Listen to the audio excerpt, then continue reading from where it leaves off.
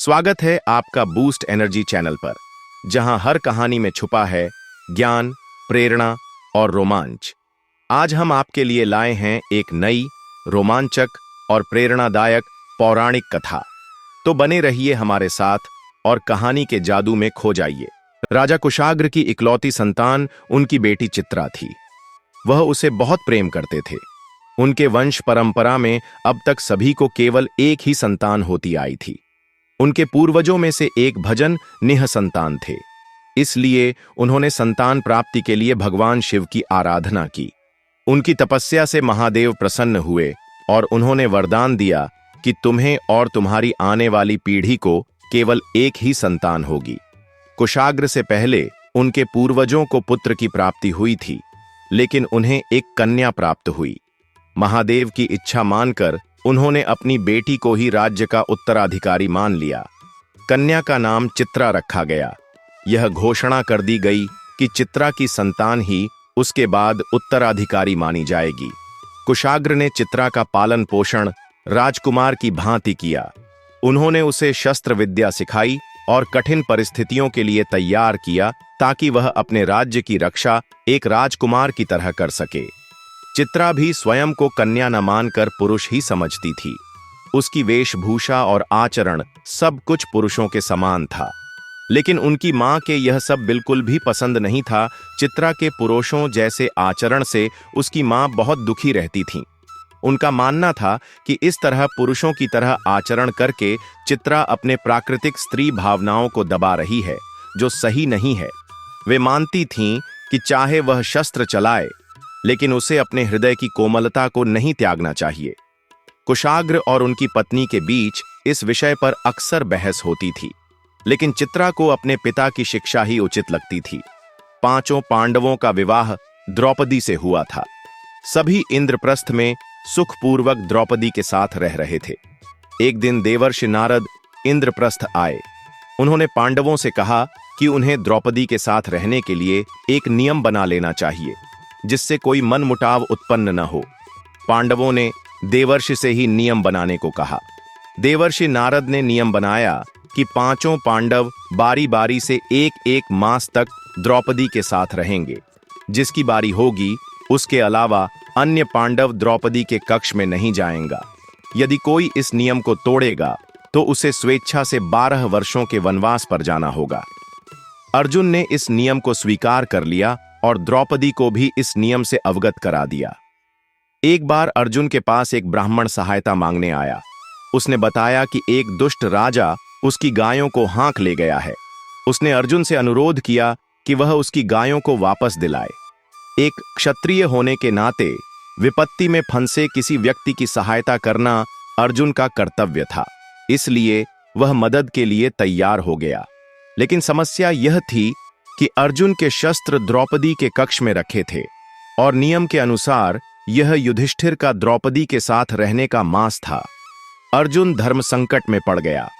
यदि वह ब्राह्मण की सहायता करने से इनकार कर देता तो यह क्षत्रिय धर्म की अवहेलना होती और उसे ब्राह्मण के शाप का भागी बनना पड़ता। लेकिन यदि वह अपने शस्त्र लेने के लिए द्रौपदी के कक्ष में जाता तो देवर्षि नारद द्वारा बनाया गया नियम टूट जाता। अर्जुन ने विचार किया कि क्षत्रिय धर्म की अवहेलना करने और ब्राह्मण के शाप का भागी बनने से बेहतर होगा कि वह नियम तोड़कर ब्राह्मण की बातें सुने और गौ माता की रक्षा करे। अर्जुन ने नियम तोड़कर कक्ष में प्रवेश किया, अपने अस्त्र शस्त्र उठाए और ब्राह्मण की गायों को छुड़ाने के लिए युद्ध किया। और युद्ध के बाद अर्जुन ने स्वयं को नियम भंग करने का दोषी माना और 12 वर्षों के वनवास पर चले गए। अर्जुन के वनवास के दौरान कई महत्वपूर्ण घटनाएं हुईं, जिन्होंने उनके जी जंगल और महाभारत की कहानी को आगे बढ़ाया। एक दिन चित्रा जंगल में शिकार के लिए गई थी। अपने सैनिकों और सेवकों के साथ वह जंगल में घूम रही थी। तभी अचानक उसकी नजर एक तपस्वी पर पड़ी। यह तपस्वी कोई और नहीं बल्कि अर्जुन थे, जो अपने 12 वर्षों के वनवास के दौरान एकांत में तपस्या कर रहे थे। अर्जुन ध्यान मग्न थे। उनके मुख पर तेजस्वी आभा थी और उनका वीरतापूर्ण स्वरूप किसी भी योद्धा को आकर्षित कर सकता था। चित्रा ने जब अर्जुन को ध्यान में लीन देखा तो वह ठिठक गई। अर्जुन के तेजस्वी और प्रभावशाली व्यक्तित्व ने उसे आकर्षित किया। उसे समझ में आ गया कि यह कोई साधारण तपस्वी नहीं, बल्कि कोई महान योद्धा या राजकुमार है। उत्सुकता से उसने अर्जुन के समीप जाकर उनसे उनका परिचय पूछा।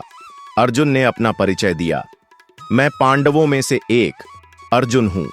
अपनी एक भूल का प्रायश्चित करने के लिए 12 वर्षों के वनवास पर निकला हूं। यहाँ के सुंदर वातावरण में कुछ समय बिताने के लिए रुका हूं। अर्जुन का परिचय जानने के बाद चित्रा बोली, हे अर्जुन, मैं तुम्हारे रूप और व्यक्तित्व से आकर्षित होकर तुमसे प्रेम करने लगी हूं। कृपया मुझे स्वीकार करो। चित्रा का प्रेम निवेदन सुनकर अर्जुन ने उत्तर दिया, देवी, मुझे क्षमा करें। मैंने ब्रह्मचर्य व्रत का पालन करने की प्रतिज्ञा ली है, इसलिए मैं आपकी इच्छा पूरी नहीं कर सकता। यह कहकर अर्जुन वहां से चला गया। अर्जुन के इस तरह उसके प्रस्ताव को ठुकरा देने से चित्रा को बहुत दुख हुआ। वह पास के एक सरोवर में गई और उसमें अपना प्रतिबिंब देखा। उसके चेहरे पर कोमलता की जगह कठोरता थी। उसने अपने शरीर पर नजर डाली। कठोर परिश्रम और युद्ध कौशल के कारण उसके अंग सख्त हो गए थे। उसका रूप वैसा नहीं था जो किसी पुरुष को आकर्षित कर सके। चित्रा एक पराक्रमी थी। वह अपने संकल्प से किसी को भी पराजित कर सकती थी। उसने ठान लिया कि वह अर्जुन को अपने प्रेम में डालकर ही रहेगी। उसने निश्चय किया कि वह अपने भीतर छिपी नारीत्व की कोमलता और सौंदर्य को इस प्रकार निखारेगी कि अर्जुन मोहित होकर उसकी ओर खींचा चला आए। महल लौटकर उसने पुरुषों जैसी पोशाक छोड़ दी और एक सुंदर स्त्री की तरह रहना शुरू कर दिया। उसने राजमहल के आयुर्वेदाचार्यों और सौंदर्य विशेषज्ञों को बुलाकर आदेश दिया कि वे ऐसी औषधियां और लेप तैयार करें जो उसकी त्वचा को फिर से कोमल और दमकता बना दें। यही नहीं, उसने संगीत और नृत्य भी सीखना शुरू कर दिया। उसने अपनी मां से वे सभी औरतों वाले गुण और बातें सीखीं जो किसी पुरुष का मन मोह लेने के लिए आवश्यक होती हैं। अपने संकल्प के बल पर वह कुछ ही समय में एक अत्यंत सुंदर और आकर्षक स्त्री बन गई, जिसके रूप और गुण किसी भी पुरुष के हृदय में हलचल मचा सकते थे। अर्जुन का हृदय परिवर्तन अब एक आकर्षक, सौंदर्य से दमकती चित्रा अर्जुन का प्रेम जीतने के संकल्प के साथ उसके सामने उपस्थित हुई। अर्जुन उसे इस नए रूप में देखकर मंत्रमुग्ध हो गया।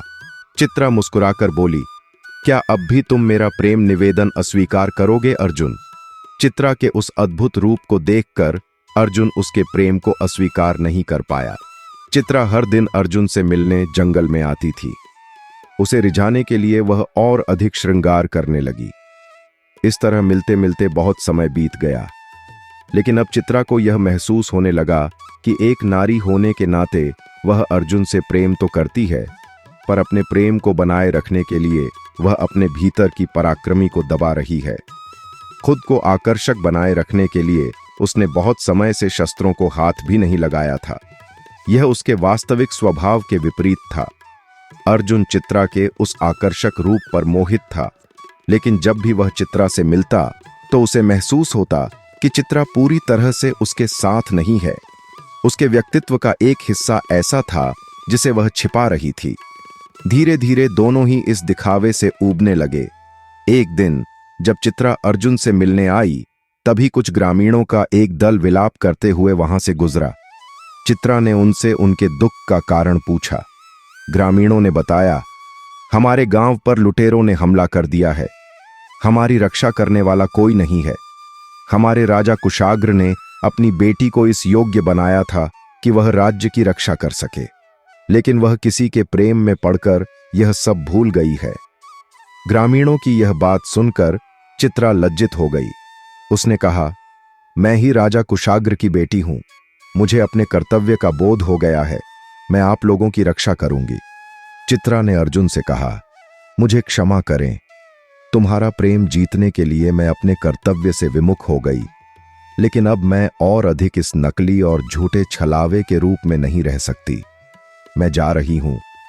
अर्जुन ने उसे रोका और कहा, तुम्हारी कर्तव्य परायणता ने मुझे प्रभावित किया है। मैं भी एक क्षत्रिय हूं, अतः राज्य की रक्षा के इस दायित्व में मुझे भी अपना भागीदार बना लो।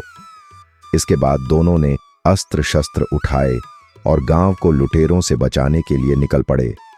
चित्रा ने बड़ी वीरता के साथ युद्ध किया। लुटेरों का सामना कर रही चित्रा का यह रूप अर्जुन को और भी अधिक पसंद आया। लुटेरों को पराजित करने के बाद अर्जुन ने चित्रा से कहा, तुम्हारा यह रूप और भी अधिक आकर्षक है। मैं तुमसे पहले से भी अधिक प्रेम करने लगा हूं। क्या तुम मुझसे विवाह करोगी? चित्रा ने उत्तर दिया, इसके लिए मुझे अपने पिता की अनुमति लेनी होगी। उसके बाद अर्जुन राजमहल में राजा कुशाग्र से मिलने पहुंचे। उन्होंने राजा से सम्मानपूर्वक कहा, राजन, मैं पांडुपुत्र अर्जुन अपनी एक भूल के कारण वनवास भोग रहा हूं। आपके राज्य में विचरण करते समय मैंने आपकी पुत्री चित्रा को देखा। उनकी वीरता, सौंदर्य और धैर्य से प्रभावित होकर मैं उनसे विवाह करना चाहता हूं। अतः मैं आपसे विनम्रतापूर्वक निवेदन करता हूं कि आप चित्रांगदा का हाथ मेरे हाथ में सौंप दें। राजा कुशाग्र अर्जुन की वीरता और धर्मपरायणता से भली भांति परिचित थे। उन्हें झांत था कि अर्जुन एक महान योद्धा हैं और उनसे विवाह करना उनकी पुत्री के लिए गौरव की बात होगी। किंतु वे अपनी राज्य परंपरा से भी बंधे हुए थे। राज्य की प्राचीन प्रथा के अनुसार वहां का राजा निःसंतान होने पर अपना उत्तराधिकारी स्वयं नियुक्त करता था, किंतु यदि उसके कोई संतान हो तो वह राज्य से बाहर नहीं जा सकती थी, क्योंकि राज्य के शासक अपनी संतानों को वहीं रखकर राज्य की सुरक्षा सुनिश्चित करते थे। राजा कुशाग्र ने अर्जुन से कहा, हे अर्जुन, मैं जानता हूं कि तुम एक महान धनुर्धर और धर्मपरायण पुरुष हो। तुमसे अपनी पुत्री का विवाह करना मेरे लिए सम्मान की बात होगी, किंतु मेरी एक शर्त है। न मेरी पुत्री चित्रांगदा और न ही उसकी संतान राज्य छोड़कर जाएगी। यदि तुम इस शर्त को स्वीकार कर सकते हो तो मैं सहर्ष यह विवाह करने के लिए सहमत हूं। अर्जुन ने कुछ क्षण विचार किया। वे जानते थे कि यह शर्त भविष्य में कठिनाइयां उत्पन्न कर सकती है, किंतु उन्होंने चित्रा के प्रति अपने प्रेम को देखते हुए राजा की शर्त स्वीकार कर ली। उन्होंने कहा, हे राजन, मैं आपकी इस शर्त को स्वीकार करता हूं और अपनी सहधर्मिणी के रूप में चित्रांगदा को स्वीकार करने के लिए तैयार हूं। राजा कुशाग्र ने हर्षपूर्वक इस विवाह को अपनी स्वीकृति दे दी। फिर पूरे राज्य में हर्षोल्लास का वातावरण फैल गया। नगर के नागरिक इस शुभ अवसर पर अत्यंत प्रसन्न थे। वैदिक मंत्रोच्चार और विधिपूर्वक अर्जुन तथा चित्रा का विवाह संपन्न हुआ। इसके बाद अर्जुन और चित्रा ने 3 वर्षों तक साथ रहकर सुखपूर्वक दांपत्य जीवन व्यतीत किया। इसी दौरान चित्रा ने एक पुत्र को जन्म दिया, जिसका नाम बभ्रुवाहन रखा गया। यह पुत्र आगे चलकर राजा बना। 3 वर्षों तक राज्य में रहने के बाद अर्जुन ने चित्रा को वहीं छोड़कर अपने वनवास की शेष अवधि पूर्ण करने के लिए पुनः प्रस्थान किया। अर्जुन और चित्रा की यह कथा न केवल प्रेम और समर्पण की मिसाल है, बल्कि यह भी दर्शाती है कि सच्चा प्रेम त्याग, कर्तव्य और सम्मान की नींव पर टिका होता है। दोनों ने अपने अपने धर्म का पालन किया और अपने कर्तव्यों को निभाते हुए जीवन को एक उच्च उद्देश्य की ओर अग्रसर किया। यही कारण है कि अर्जुन और चित्रा की कथा आज भी प्रेम, त्याग और कर्तव्य परायणता की प्रेरणा देती है।